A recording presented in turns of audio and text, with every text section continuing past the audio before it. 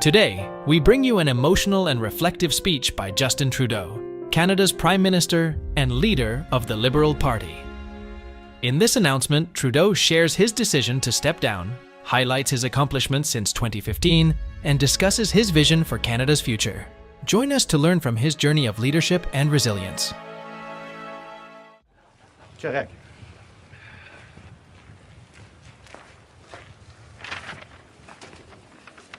So I thought it might be fun for us to do this again.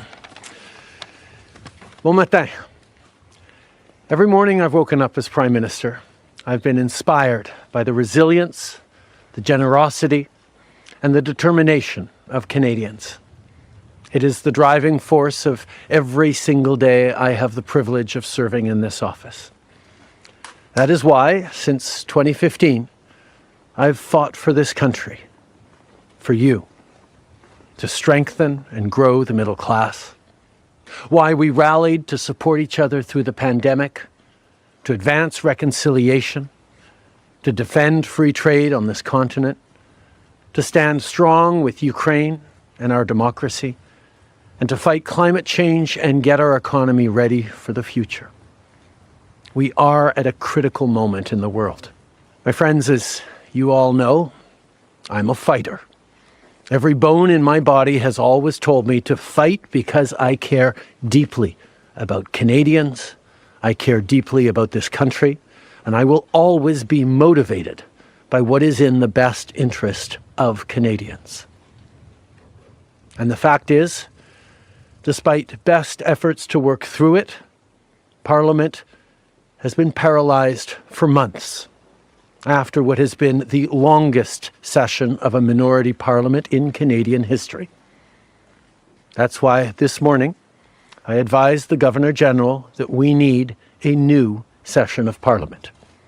She has granted this request, and the House will now be prorogued until March 24th. Over the holidays, I've also had a chance to reflect and have had long talks with my family about our future.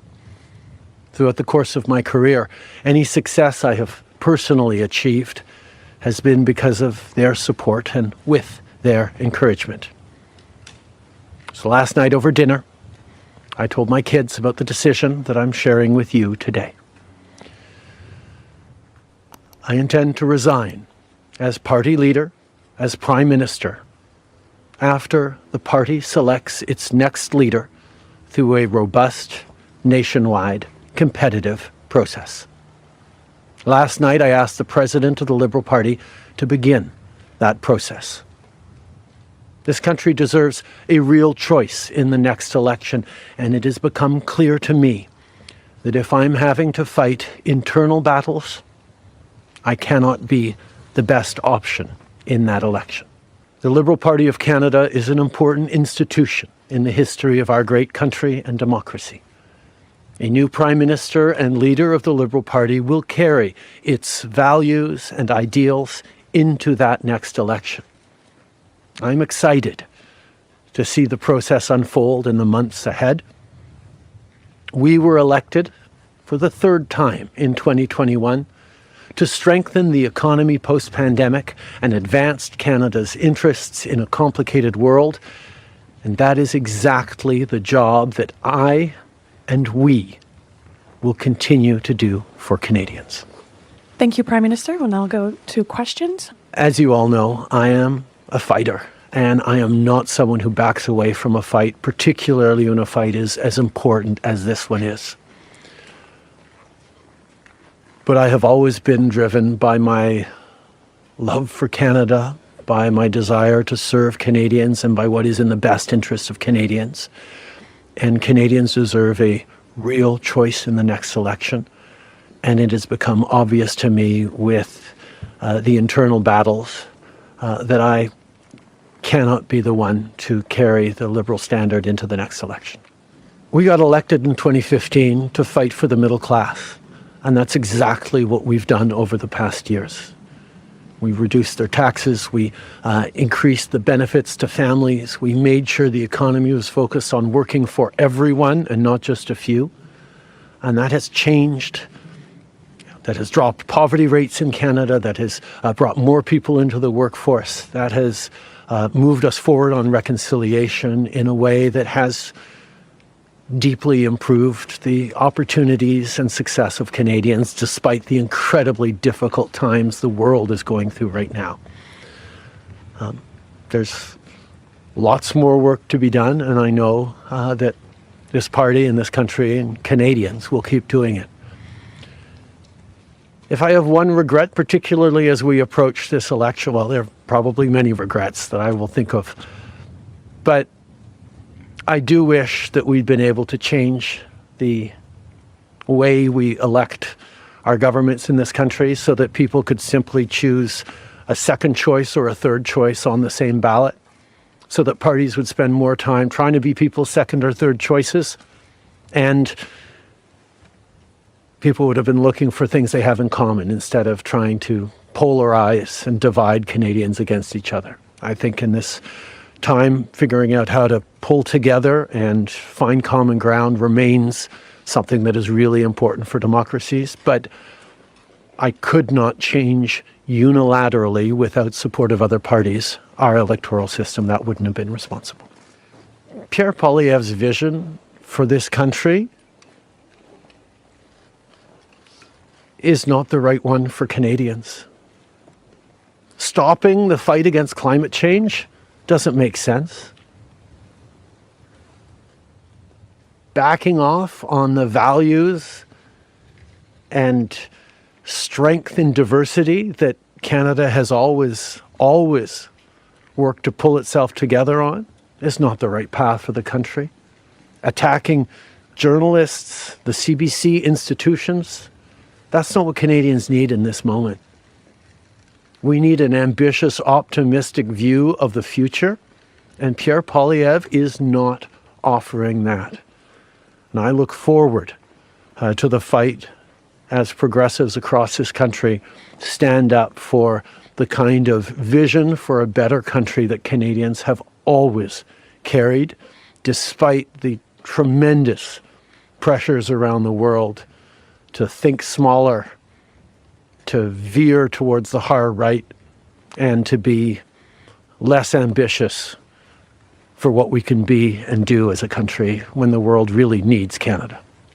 Parliamentary Press Gallery, and anyone who's been watching politics closely over the past months will know that Parliament has been entirely seized by obstruction and filibustering and a total lack of productivity over the past few months. We are right now the longest serving minority government in history, and it's time for a reset. It's time for the temperature to come down, for the people to have a fresh start in Parliament, to be able to navigate through these complex times, both domestically and internationally. And the reset that we have is actually two parts. One is the prorogation, but the other part is recognizing that removing me from the equation as the leader who will fight the next election for the Liberal Party should also decrease the level of polarization that we're seeing right now in the House and in Canadian politics, and allow people to actually focus on serving Canadians in this House and with their work the way Canadians deserve. I have a tremendous amount of confidence in both Canadians and in parliamentarians' interest in serving Canadians in the right way. We're in a minority government right now, and there hasn't been an active leadership in a minority government in more than 50 years in this country. And there is always going to be the challenge of having a leadership race while a parliament would face confidence votes in the course of delivering supply to the government.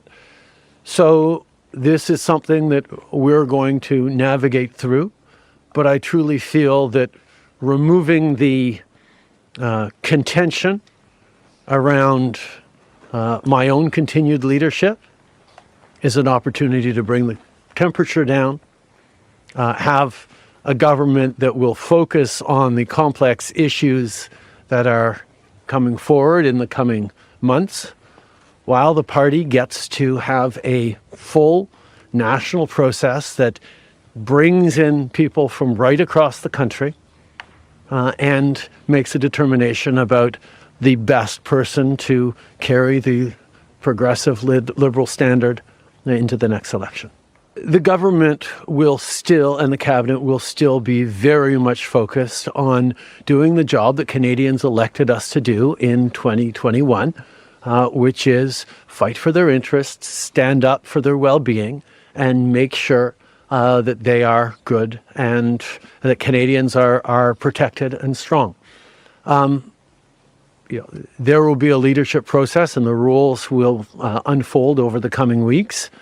But I can assure you that the tools and the need to stand up for Canadians, to protect Canadians in their interests and continue to fight for the economy is something that everyone in this government will be singularly focused on. Merci tout le monde. Merci d'être ici dans une belle journée d'Ottawa. Bonne journée.